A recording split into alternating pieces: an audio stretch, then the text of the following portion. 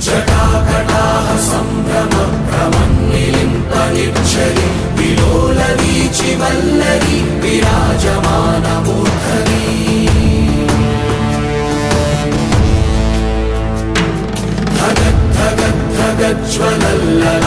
धगद्धगद्धगज्ज्वलल्ललाटपट्टपावके किशोरचन्द्रशेखरे प्रतिक्षणं मम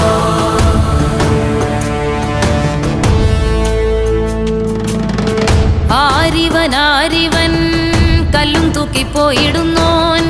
പൈതൽ പോലെ തോളുമേലെ നിന്നെ തൂക്കിപ്പോയിടുന്നോൻ